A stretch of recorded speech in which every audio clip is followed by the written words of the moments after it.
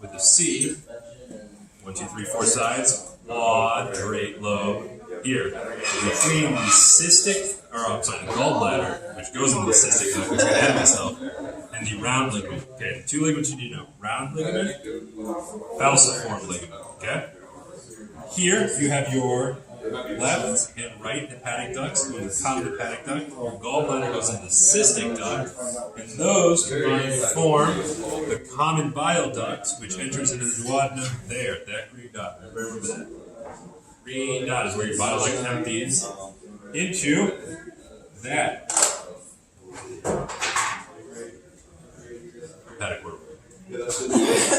Continuing, what are these? Lobules of the liver. Okay? So, this is a zoomed in version of this. So this one, the more general model, at each lobule you have a central vein. Okay? And then between them you have these portal triad, green, purple, and red. Okay? The portal triad, which we're going to look at here, is composed of a portal venule, a portal arteriole, and a bile duct. Okay?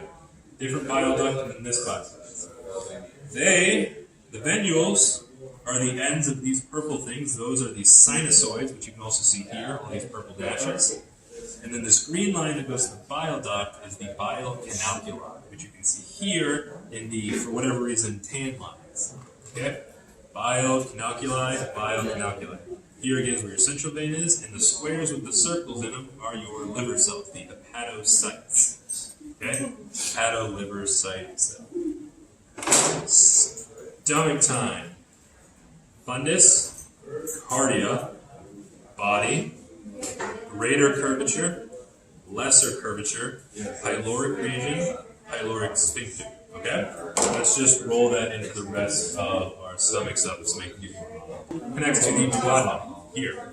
Okay? Duodenum is not only where our bile duct empties out, it also connects to the pancreas. Remember, pancreas has a tail, a body, and a head. Okay? Pancreas also, the tail of it attaches to the spleen. Perfect. And that means this is the splenic artery and the splenic vein. And don't forget, this is the celiac trunk, which you should remember from last exam, okay? Splenic artery, hepatic artery, gastric artery. Annoying, yes, but examinable also.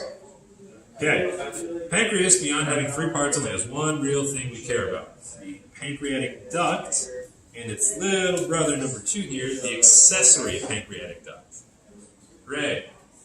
And then this is the duodenum. This is the serosa of the duodenum.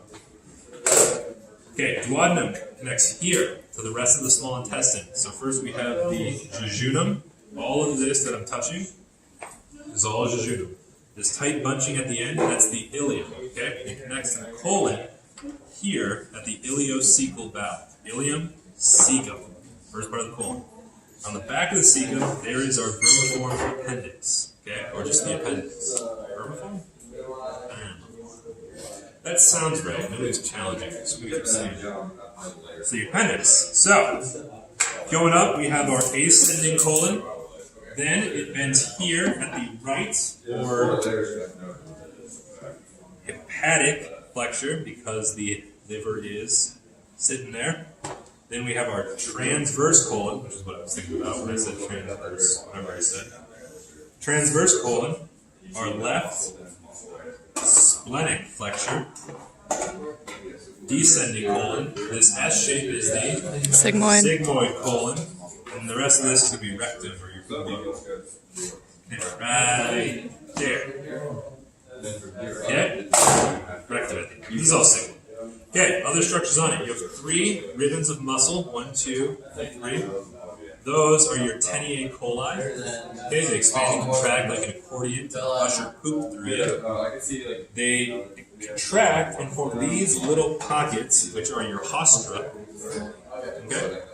And on top of all that, there are your epiploic appendages, these fat-filled yellow sacs. Okay? Epiploic appendages.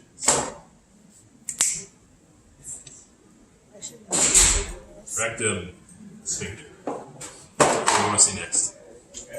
There we go. Alright, parotid. Right there. Parotid. Submandibular. Earish. Sublingual. Submandibular is kind of cut off. Submandibular, sublingual. Right. Brain. Alright, guys. Everything. Oh, what's the kidney covered in? First? The capsule. Fibrous capsule. Okay, and sitting on top of it is the adrenal gland. Okay, three things: renal artery, renal vein, and the ureter enter the kidney at the same place. That is called the Pyramid. hilum. Right? From the hilum, we're going to follow blood in, and then we'll follow everything else out. So starting from the renal artery, it breaks off, and it moves up here, here, here, here, here, and here. On this model, you can see it moving up here. Those, where you see the arteries moving, those are your renal columns, okay?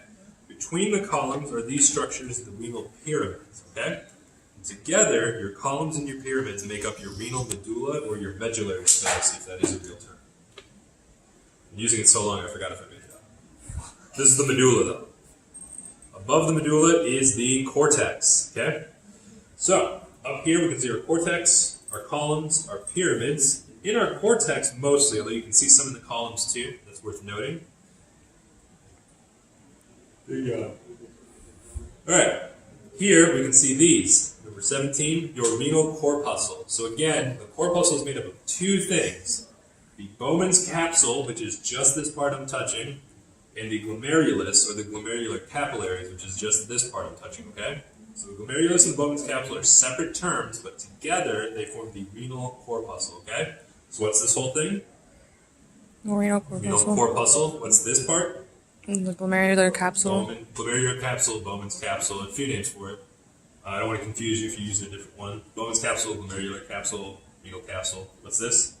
Glomerulus. What's this empty space? Bowman's space. Perfect.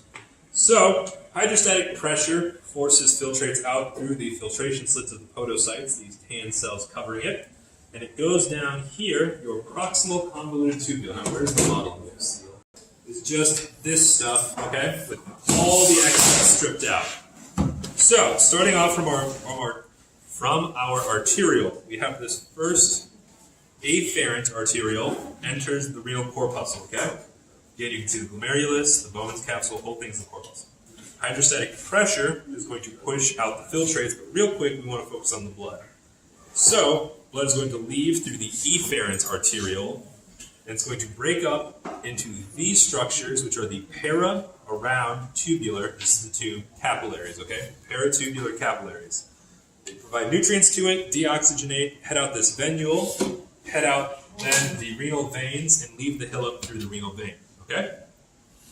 Now then, for the filtration, or the filtrate, it's going to leave here, the proximal convoluted tubule. Proximal, because it's proximal to the central structure, the renal corpuscle. Convoluted, because, oh my god, look at it. And tubule, because it's around the tube. It's a tube. You gotta get it. Okay, we're going to go down the descending limb of the loop of Henle, or the nephron loop. Okay? We're going to go up the ascending limb. And then behind here, this is our distal convoluted tubule. Distal, farther from the renal corpuscle. Convoluted, because still, and tubule, because it's a tube. So real quick, we can see here, this is your distal convoluted tubule. It always passes back behind your arterioles, afferent and efferent, and these smaller, denser cells, those are your macula densa, and they just handle osmolarity, and you've already had your exam on that. So I won't bug you too much with it, but those are the macula densa here. Distal convoluted tubule, just here, macula densa, okay? So, it's then going to go into the collecting duct, where it's going to empty out. All your collecting ducts are going to go down the renal pyramid to your renal papillae. The papillae, here, they empty into these structures called the minor calyxes. Those then go into the major calyxes, into the renal pelvis, out the ureter, down to the bladder, in a male model specifically, because there's a few more terms we want to do, down the ureter, here, into the bladder, then through the prostatic urethra, through the membranous urethra, through the bulbous urethra, and through the spongy or penile urethra. Hitting the male reproductive anatomy real quick, because I know we started with the female reproductive anatomy, at least for most of us here. Again, you have your testes, inside which are your seminiferous tubules, where sperm is created. It then moves to the epididymis, which you can see here as well, where it is stored for maturation. During ejaculation, it's going to move up here through the spermatic cord of the vas deferens to the ampulla of the vas deferens, where it meets up with the seminal fluid, which creates the fluid that semen is suspended or sperm is suspended in, semen fluid. Then it's going to enter the prostate here, okay? Entering into the urethra through the ejaculatory duct, okay? Then we go through those parts of the urethra again and out. Last two structures, the corpus spongiosum here, and the empty corpus cavernosum that fills with blood during arousal. Okay? I'm gonna let my dog out to use the bathroom.